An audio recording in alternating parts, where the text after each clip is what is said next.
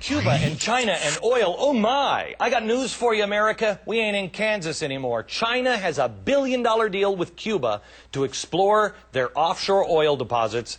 And I gotta ask, where the hell is our moonshot to get this oil monkey off our back? An answer in just a bit. But first, welcome to the real story.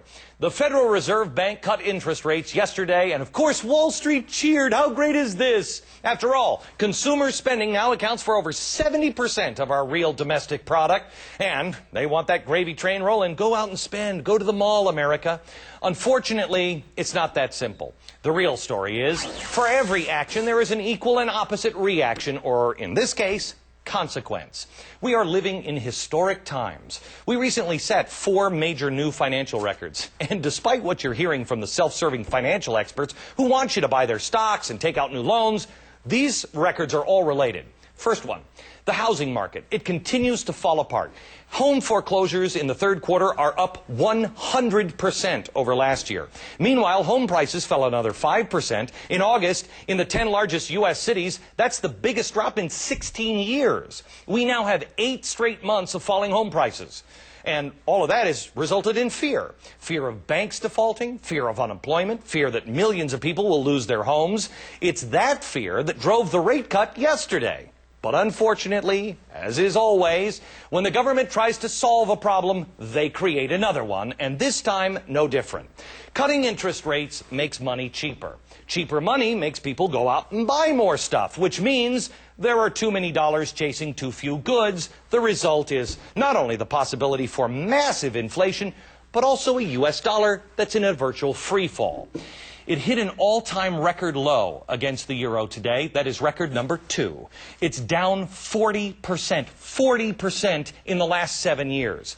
To people in Europe, your dollar is literally now worth 60 cents. Which brings us to oil, which traded at over $96 today, yet another all-time record high.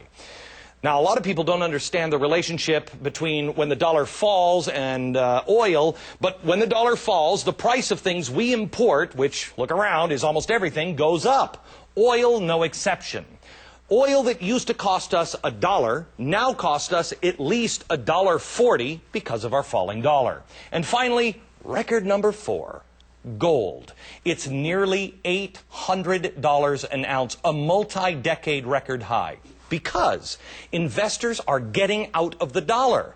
I told you earlier that the government intervention, like yesterday's Fed rate, always has a consequence. That consequence is a loss of confidence in America by the rest of the world. This is what they see. They see our mounting debt personally and with the government, the talk of higher taxes, more spending, and they're running away from putting their money here and they're putting it someplace else. That only drives the dollar lower, oil prices higher, the Fed starts to panic, which makes them lower the rate, and the whole damn cycle starts all over again.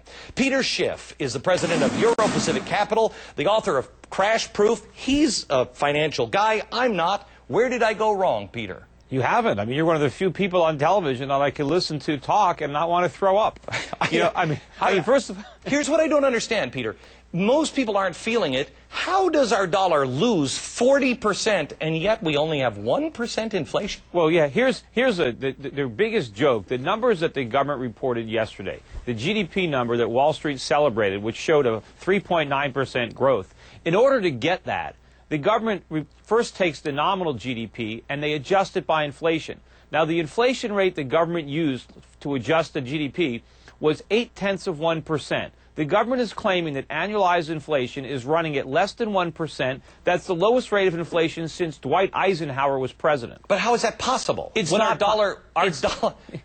That's the point. It's not possible. Okay. It's false. The government is creating the illusion of economic growth by playing with these numbers. Peter, I had dinner last week with a bull. He is an economist, one of the best in the country, and he is a bull. And he said, one thing I'm really afraid of is the dollar. He said, it could very easily go into a free fall if it doesn't stop, if the Fed doesn't stop cutting the rate.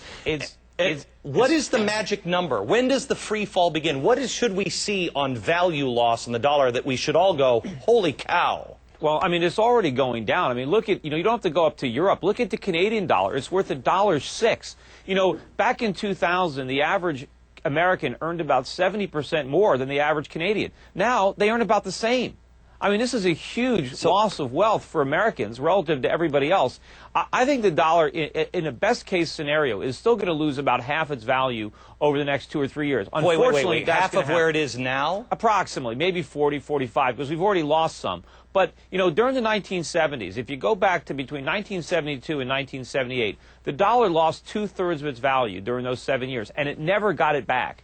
And I think that the dollar is in for another decline similar to the one we had in the 1970s, only this time it could be worse because the monetary policies are worse, the fiscal problems are worse, we're in much worse shape economically than we were in the 1970s. All right, Peter, thanks. Now, nothing...